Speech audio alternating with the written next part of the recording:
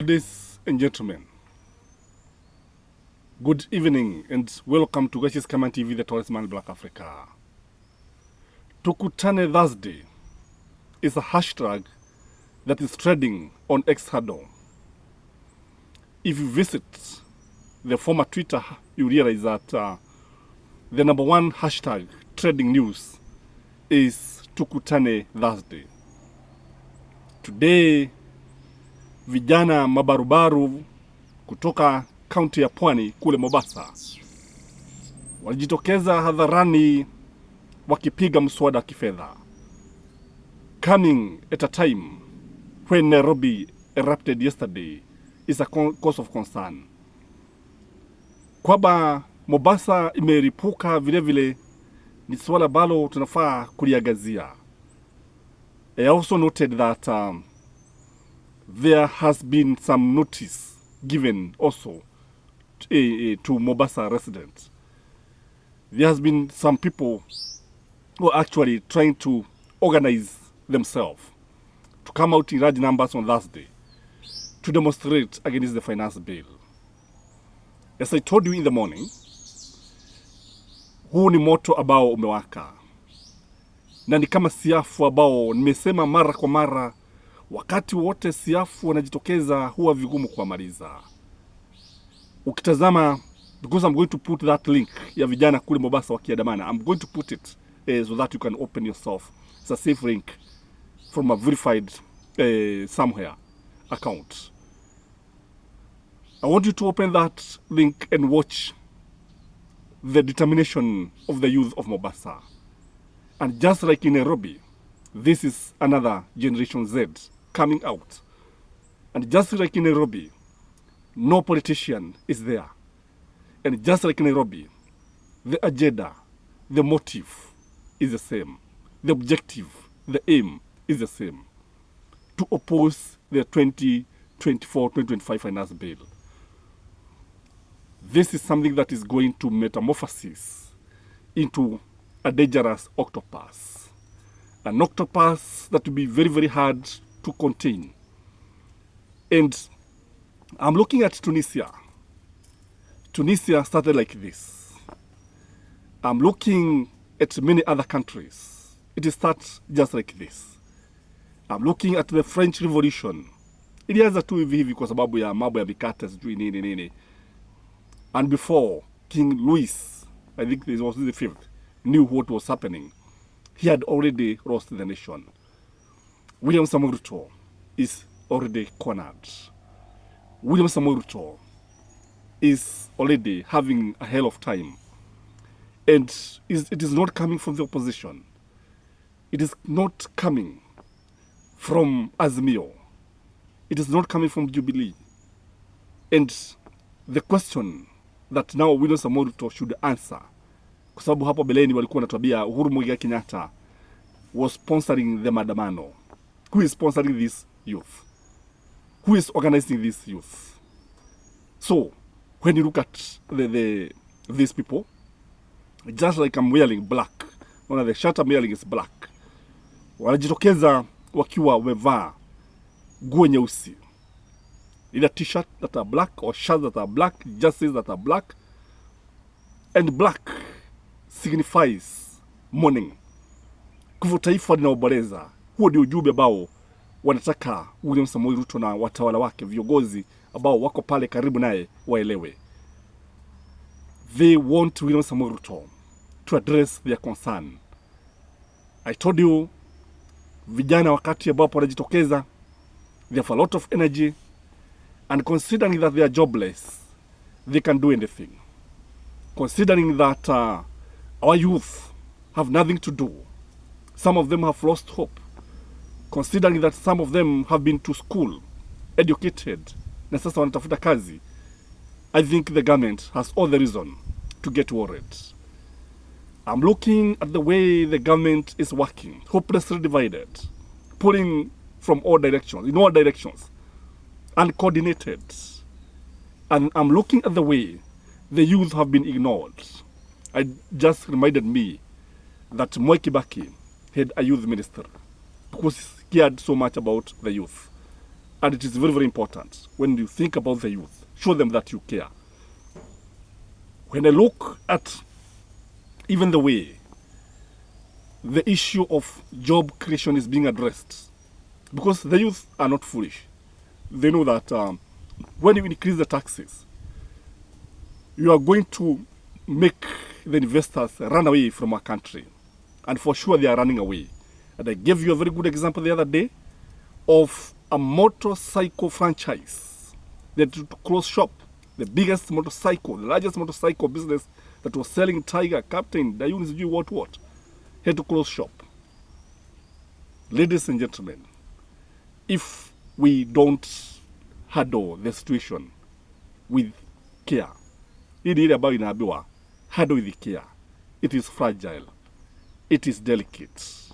The situation that we are in is extremely delicate. When I look at how our leaders are handling the situation, I see people who have lost touch with the ground. Naona watu ambao hawajui kile ambacho wanafanya. Naona watu ambao wamesahau ya kwamba walichaguliwa na watu ili waweze kuwahudumia. Walichaguliwa na viongozi, walichaguliwa na hao ni viongozi ambao waliwekwa pale kwenye mamlaka sio kwa sababu they were the best.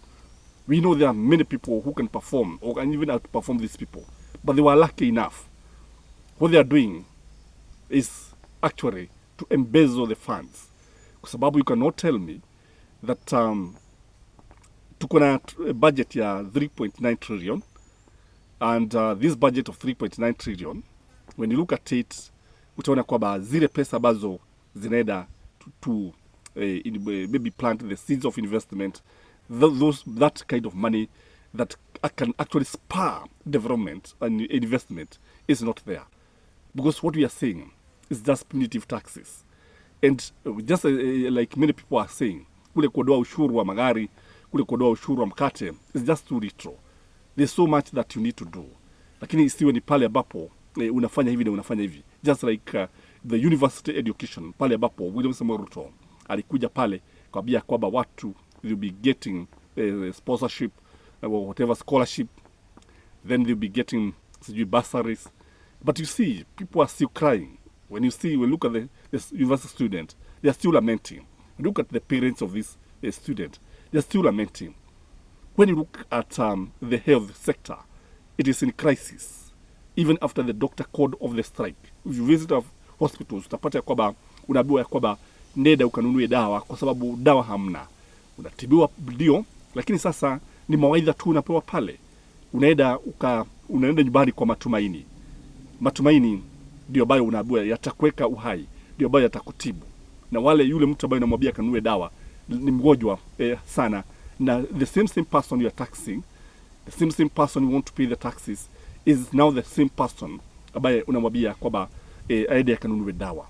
Why should they pay taxes if you cannot be able to provide medicines in hospital? Why should they pay? Why should even parents spend most of their money in paying school fees? Because unapata katika taifa letu la Kenya, William Samoei Ruto has made education to be very, very costly. It is no longer free education. It is no longer free education because you cannot tell me that hata wakati wa Kibaki tulikuwa tunaona kwamba wazazi labda walikuwa wakilipa 2,000 za chakula in day schools. In primary schools, the education was totally free. Today, all over, you see students, pupils all over being sent home kwa sababu ya ukosefu ya pesa. Wazazi hawana namna, wameuza ng'ombe ambaye alikuwa kipekee ambaye walikuwa namtegemea. Sasa wamebaki maskini walala hoi. Nao wale walala heri ambao wako kule Ikulu, Karen na kwingine Kisura na kwingine ambapo wanaishi kule kina Muthaiga, they are just there eating life with a big spoon as common mwananchi anazidi kulia. Lakini tunasema kwamba za mwizi ni 40. Za mwizi ni 40. Unajua kuna mambo mengine ambayo wakati yanaanza inaweza kuwa vigumu sana kuyazima. Na I can tell you that this finance bill, as I've always been telling you, could be a seed that is being planted unknowingly by William Samoei Ruto, na inaweza kuleta mabadiliko makubwa sana katika taifa hili letu.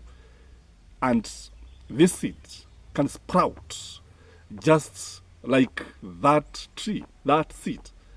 ambapo unapada mbegu, kisha baada ya kupada mbegu mti unachipuka na kuwa mti mkubwa sana, mti ambao unaweza hata kushagaza watu. That is what is happening in this bill.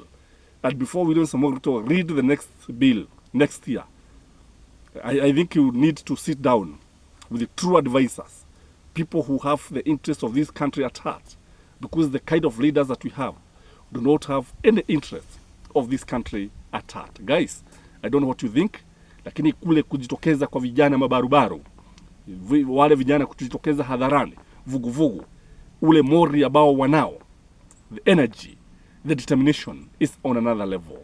Yetu ni macho tu. Najua in times of war, sons are buried by the fathers. We are the fathers.